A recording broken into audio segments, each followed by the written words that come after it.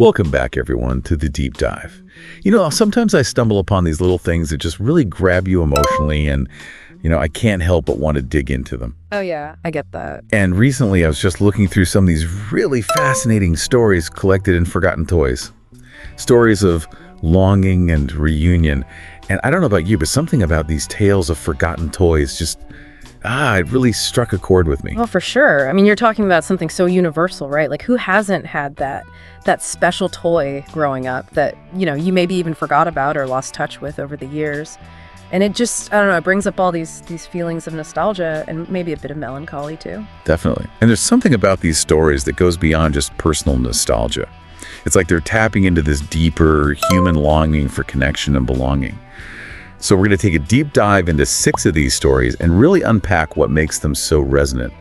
We're going to explore the Little Bear's Last Hope, the Porcelain Dancer's Promise, the Tin Soldier's Redemption, the Doll with the Lullaby Heart, the Train That Waited Too Long, and the Puppeteer's Grand Finale. Wow, that's quite a lineup. It is.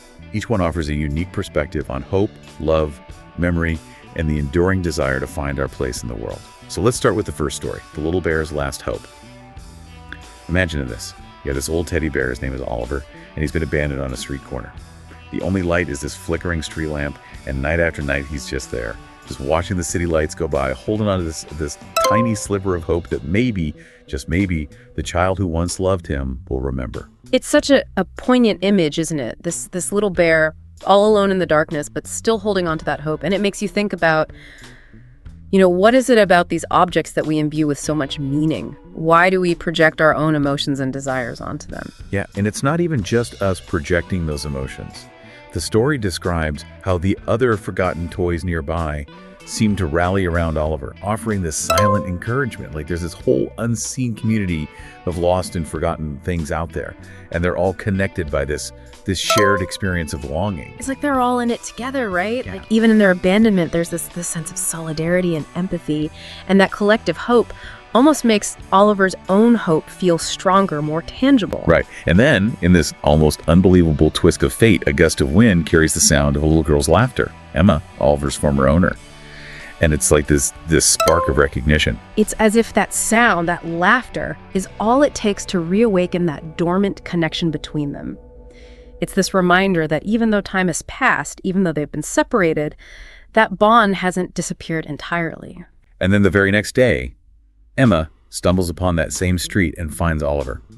It's not this grand orchestrated search. It's pure chance, but it feels so right, so inevitable. It's like fate intervened, right? Like it was just meant to be. That simplicity, that effortless reunion just underscores the power of those early attachments. It's a testament to the enduring nature of love and the idea that sometimes, against all odds, hope does prevail. It's a really beautiful sentiment. Let's move on to our second story, the Porcelain Dancer's Promise. Yeah. Now we have Leela. She's a porcelain ballerina, delicate and graceful, who was once the star of a music box. But now she's cracked and forgotten, with this deep longing to dance again. Leela's story is heartbreaking in a way. It speaks to that universal fear of losing the thing that brings you joy, that defines you. In her case, it's the ability to dance. And her physical imperfections, the cracks, make her even more vulnerable.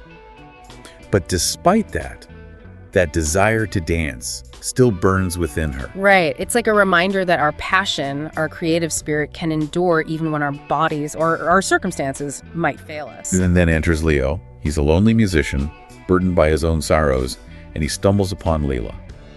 And it's interesting how these two characters, one inanimate, one human, are drawn together by their shared sense of loss. Definitely. There's this unspoken understanding between them, this recognition of a kindred spirit. And it creates this space for connection, for healing. And then, in this almost magical turn of events, the other forgotten toys somehow conspire to allow Leela one last dance. It's like they're willing her back to life, right? Like they're giving her this one final moment to experience the joy of movement, of expression. And it makes you wonder, is it really magic? Or is it just the sheer power of collective hope and longing manifesting itself? And it's this dance that captivates Leo. He doesn't just see a broken doll moving. He sees beauty, resilience, a reflection of his own struggles. And that leads him to take Leela home and repair her. That act of repair is so significant. It's not just about fixing a broken object. It's about acknowledging Leela's worth, her potential for beauty and joy, even in her imperfect state. And in a way, it's also about Leo mending something within himself. And the story ends with music filling Leo's room, bringing solace to both of them. It's a reminder that love and art have this incredible power to heal, to connect us, to make us feel whole again. Absolutely. It's a beautiful testament to the enduring power of human connection, even in the most unexpected of circumstances. Okay, let's move on to the Tin Soldier's redemption. We're introduced to Sergeant Tin, a steadfast tin soldier standing guard on a cobbled street. He's a bit worse for wear, rusted and missing a leg, but he stands tall, a symbol of unwavering loyalty. He's a warrior, right? Even though he's been discarded, even though he's not in pristine condition, that inherent sense of duty, of loyalty remains. And Sergeant Tin once belonged to a boy named Tommy, who's now an adult grappling with the complexities of life. But every night, Sergeant Tin replays those childhood battles, those memories of simpler times. It's like he's holding on to that past, that connection to Tommy, even though Tommy has seemingly moved on. And it makes you think about how those childhood objects often become repositories for our memories, our experiences. And then one evening, Tommy, feeling completely overwhelmed by the weight of his adult life, finds himself on that same street. It's not a planned visit, but he's drawn there, almost as if by fate. And that's when he sees Sergeant Tin. It's like a punch in the gut, right? A sudden confrontation with his past, with a time when things were simpler, more carefree. And seeing Sergeant Tin in that state, all rusted and missing a leg, it must have mirrored how Tommy was feeling inside. A little bit broken, a little bit lost. The story says that tears softened Tommy's heart. It's as if seeing this small, steadfast figure allowed him to access a vulnerability he'd buried deep down. It's a reminder that sometimes we need those external prompts, those tangible reminders of our past, to help us reconnect with our true selves, to allow ourselves to feel those emotions we've been suppressing. And in that moment of vulnerability, Tommy takes Sergeant Tin home. It's a gesture of reclaiming a part of himself he'd lost touch with, a way of honoring that innocent, joyful child within. It's a powerful message about the importance of holding on to those things that bring us comfort, that remind us who we are at our core. And it speaks to the redemptive power of memory, the way it can help us navigate the challenges of the present by grounding us in the strength and resilience of our past. Now let's shift gears a bit and talk about the doll with the lullaby heart. This story introduces us to Rosie, a ragdoll with button eyes and a lullaby stitched right into her heart. She once belonged to a boy named Max, who, as children often do, eventually outgrew his need for her. And yet, even after being left behind, Rosie continues to hum that lullaby. It's like this unwavering instinct to comfort, to nurture, even though her original purpose has seemingly been fulfilled. It's like that capacity for love and care is just woven into her very being. And then this really poignant scene unfolds. A little girl named Lily, scared and lost, wanders into the street and hears Rosie's lullaby. It's like a beacon in the darkness, right? A sound of comfort and familiarity with this overwhelming, unfamiliar situation. And it speaks to how even in our darkest moments, we crave that sense of security, that soothing presence. And it's that lullaby that guides Lily to safety. When the authorities find her, she's clutching Rosie tightly, and the story ends with Lily being adopted into a loving home with Rosie by her side. It's beautiful how Rosie's purpose is rekindled, how she finds a new way to fulfill that inherent need to provide comfort and love. It shows that even though our circumstances might change, even though we might feel forgotten, there's always the possibility of finding new meaning, new connections. It's a really heartwarming story about the power of love to transcend time and circumstance. Now, for our next story, the train that waited too long, we have Theo. He's a wooden train, once the pride and joy of a young boy named Alex. But as Alex grew older, his interests shifted, and Theo was left behind, gathering dust. And yet Theo never loses hope. He waits patiently, letting out these soft whistles every night, almost like a sigh of longing. It's like he's holding on to this belief that one day, Alex will remember him, will return to those days of shared joy and adventure. It's this unwavering faith in that connection and the enduring power of love and memory. And then years later, Alex returns. Not as a boy, but as a father himself, searching for a special toy for his son. It's this beautiful cycle, right? The passing down of tradition, the desire to share those cherished memories with the next generation, and it creates this opportunity for rediscovery, for reconnection with his own past. And as Alex sifts through the remnants of his childhood, he finds Theo. And in that moment, all those memories come flooding back. And he realizes that Theo isn't just a forgotten toy.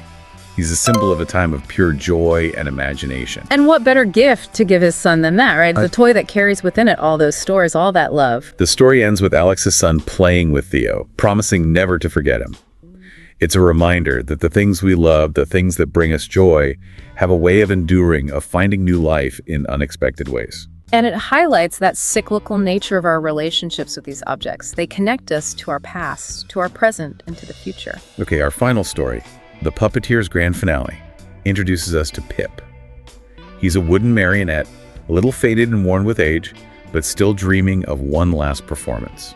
Pip represents that indomitable spirit, that refusal to fade into obscurity. Even though he's been forgotten, he still holds on to that spark of creativity, that desire to perform. And then we have this parallel figure, an old puppeteer, once renowned but now living in isolation.